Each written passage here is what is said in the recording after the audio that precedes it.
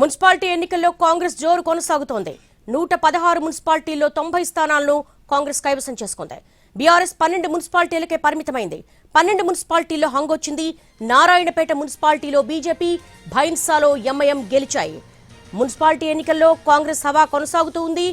116 మున్సిపాలిటీల్లో 90 స్థానాలను కాంగ్రెస్ కైవసం చేసుకుంది. బీఆర్ఎస్ 12 మున్సిపాలిటీలకే పరిమితమైంది. 12 మున్సిపాలిటీల్లో హంగొచ్చిన మున్సిపాలిటీలు ఆయా పార్టీలు విప్ జారీ చేసేందుకు సిద్ధంగా ఉన్నాయి. ఎవరికి వాళ్ళు ఇప్పటికే క్యాంపు రాజకీయాలు కూడా మొదలుపెట్టారు. నారాయణపేట మున్సిపాలిటీలో బీజేపీ, భైన్సాలో ఎంఐఎం గెలిచాయి. ముఖ్యంగా ఇక్కడ భైన్సాలో ఎంఐఎం హవా కొనసాగుతూ ఉంది. చాలా వరకు కూడా ముస్లిం మైనారిటీ ఓట్ల ప్రభావం కూడా కనిపిస్తూ ఉంది. మున్సిపాలిటీ ఎన్నికల్లో కాంగ్రెస్ జోరు కొనసాగుతోంది. 116 మున్సిపాలిటీల్లో 90 స్థానాల్లో కాంగ్రెస్ పాగా వేసింది. 12 మున్సిపాలిటీలకే బీఆర్ఎస్ పరిమితమైంది. ప్రస్తుతం చూస్తున్నాము మున్సిపల్ ఎన్నికల రిజల్ట్. మున్సిపాలిటీ ఎన్నికల్లో కాంగ్రెస్ జోరు కొనసాగుతోంది.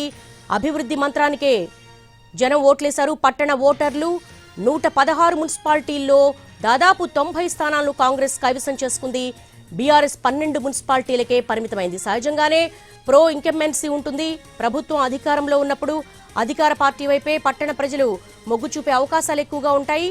దీంతో పాటు కొంతవరకు కూడా విపక్షాలకు సంబంధించి అధికార పార్టీకే ఓటేస్తే కొంత అభివృద్ధి జరుగుతుంది, విపక్షాలకు ఓటేస్తే కొన్ని చోట్ల అభివృద్ధి జరగదు అన్నది కూడా పట్టణ ఓటర్లు పసిగట్టి కాంగ్రెస్కే పట్టం కట్టారు. ప్రస్తుతం చూస్తున్నాము కాంగ్రెస్ సంబరాల్లో మునిగి తేలుతూ ఉంది. నారాయణపేట మున్సిపాలిటీలో బీజేపీకి అత్యధిక వార్డులు వచ్చాయి. భైన్సాలో కూడా అత్యధిక వార్డులు గెలిచింది ఎంఐఎం. కొన్ని చోట్ల మైనార్టీ ఓట్లు అనేవి మాత్రం కొంతవరకు గంపగుత్తగా ఎంఐఎంకు పోలరైజ్ అయినట్టుగా కనపడుతోంది. 116 మున్సిపాలిటీల్లో 90 స్థానాల్లో కాంగ్రెస్ హవా కనపడుతోంది.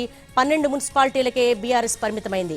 స్వతంత్ర అభ్యర్థులు కౌంటర్ సెంటర్ దగ్గర కొంతవరకు కూడా వెయిట్ చేస్తూ ఉన్నారు.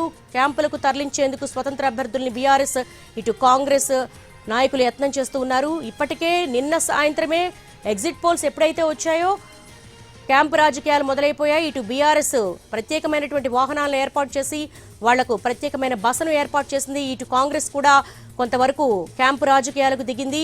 ఇక కొత్తగూడెం కార్పొరేషన్ సిపిఐ కైవసం చేసుకుంది. కొత్తగూడెంలో కొంతవరకు కూడా లెఫ్ట్ ఆధిపత్యం ఉంటుంది కాబట్టి సిపిఐకు కొంతవరకు ఆధిక్యం కనపడుతూ ఉంది. కాంగ్రెస్ శ్రేణులు సంబరాలు చేసుకుంటున్న దృశ్యాలు మనం చూస్తున్నాము. అనుకున్నట్టుగానే కాంగ్రెస్ మున్సిపాలిటీలను కైవసం చేసుకుంది. ఇటు జూబ్లీహిల్స్లో విజయంతో పాటు వెంటనే మున్సిపాలిటీ ఎన్నికలు నిర్వహించడం, దీంట్లో కూడా కాంగ్రెస్ ఆధిక్యాన్ని కనపరచడం కొంతవరకు కాంగ్రెస్ పార్టీకి బూస్టింగ్ గానే ఉంటుందనుకోవచ్చు. మున్సిపాలిటీ ఎన్నికల్లో కాంగ్రెస్ జోరు చూపిస్తూ ఉంది.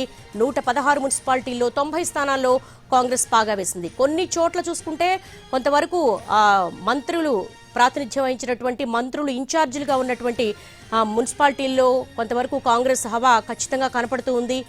ఇటు స్వతంత్ర అభ్యర్థులను కౌంటింగ్ సెంటర్స్కి తరలిస్తున్నారు. ఎందుకంటే 12 చోట్ల హంగొచ్చింది కాబట్టి కొంతవరకు ఈ స్వతంత్ర అభ్యర్థుల్ని వాళ్ళు క్యాంపులకు తరలిస్తూ ఉన్నారు. కొన్ని పార్టీలు అయితే విప్ జారీ చేసేందుకు కూడా సిద్ధమవుతూ ఉన్నాయి. మున్సిపాలిటీ ఎన్నికల్లో కాంగ్రెస్ జోరు స్పష్టంగా కనపడుతోంది.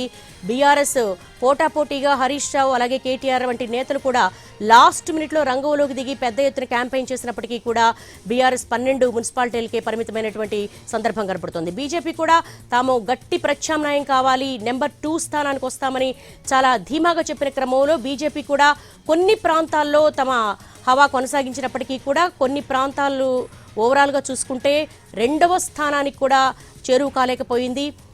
మున్సిపాలిటీ ఎన్నికల్లో కాంగ్రెస్ జోరు కనపడుతూ ఉంది.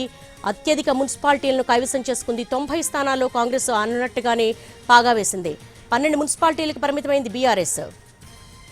ఇక సిద్దిపేట జిల్లా గజ్వేల్లో కొంతవరకు ఉద్రిక్త వాతావరణం కనపడుతూ ఉంది. ప్రజ్ఞాపూర్ 2వ వార్డులో కాంగ్రెస్ బీఆర్ఎస్ మధ్య కూడా ఘర్షణ చోటు చేసుకుంది. బీఆర్ఎస్ అభ్యర్థి మమత గెలవడంతో ర్యాలీ తీశారు. ఆమె భర్త ఓడిన కాంగ్రెస్ అభ్యర్థి ఇంటి దగ్గర బీఆర్ఎస్ నేతలు నినాదాలు